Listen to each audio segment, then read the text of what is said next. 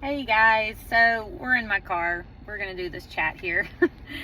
And so I was just thinking about sleep and how I haven't been getting that good of sleep as of late. And I know the reason why. I haven't been going to sleep because I've been scrolling on my phone at night and getting sucked into the vortex that is social media. And I know better. So, it got me thinking and inspired to do this talk about why sleep is important, but then also I thought I might dive a little bit into the hormones of sleep, or I guess the hormones that affect our sleep and our quality of sleep. So, number one, there's cortisol. The big bad word. Like, everybody thinks that having high cortisol is a bad thing. It's not necessarily that cortisol is bad. Cortisol is actually very essential to health. It's the rhythm in which we have it throughout the day. So Coach Lindsay likes to say you actually begin your determining the quality of your sleep when you wake up. So when you wake up, cortisol should be at its highest, and in the mornings you should be getting daylight as soon as possible, and natural daylight. When you wake up, you're ready to go and you're ready to take on the day and energize because of cortisol. Cortisol is basically the hormone that gets you up and going. It gets you energized to take on the day. It's your giddy up and go. So naturally we want it to be higher at the beginning of the day, and then as the day goes on, you taper down.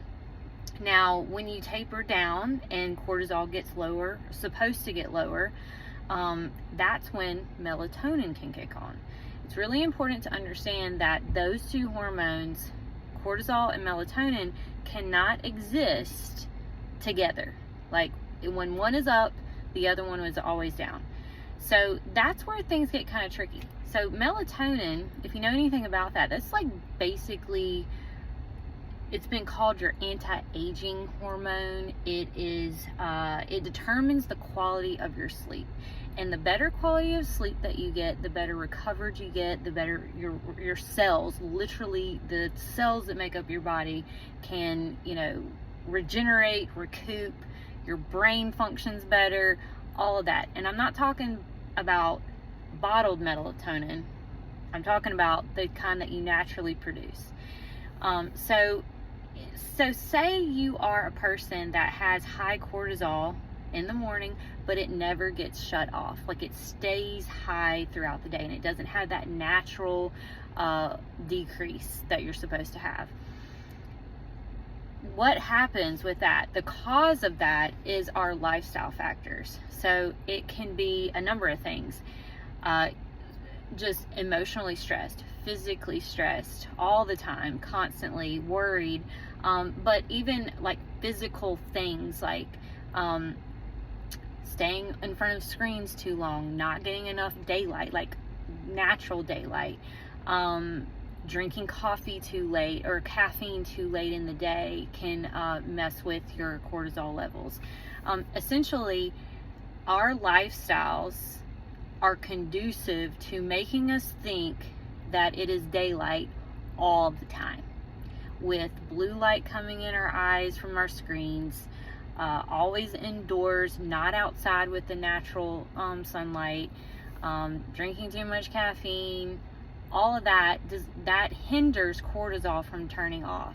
So when people can't go to sleep, if they can't stay asleep, all those different things that what I normally tell them, if they have bad sleeping habits, it's probably because they can't get melatonin to kick on, and they probably have some of those things that they've done throughout the day that is not allowing cortisol to turn off so melatonin can kick on. So a big reason why you want to do that to get that natural rhythm going is because if you are always in this stressful state where cortisol is very beneficial for, fight or flight, get you motivated.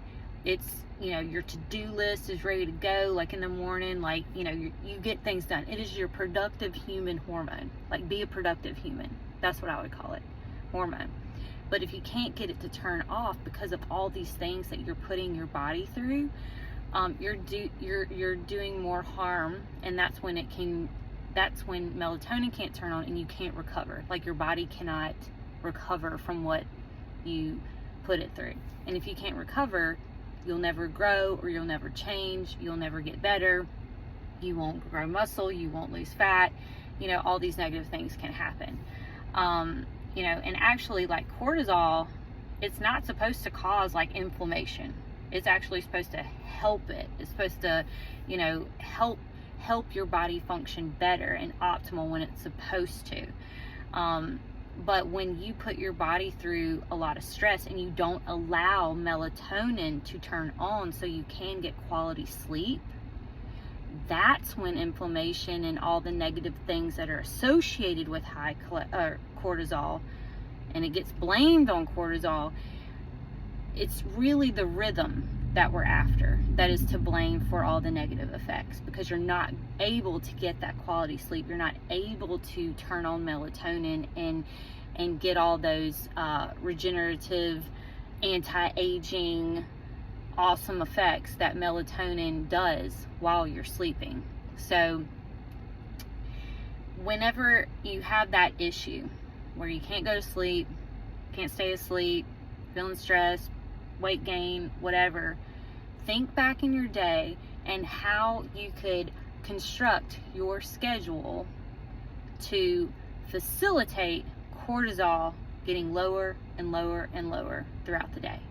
So at night, when it's an hour or two before bed, could you change some of your steps, some of your patterns that don't have you looking at your screen in bed? Can you plug up your phone on a different counter, where you're not tempted to look at it? Could you sit and talk with your family or spouse or whoever, take your dog on a nice leisurely walk? Calm your system down. How could you calm your system down and get it ready for sleep so cortisol can lower and allow melatonin to come in? That's what we want. So think of action steps that you can do to help your body prepare for it to turn on melatonin, as opposed to keeping cortisol on all the time.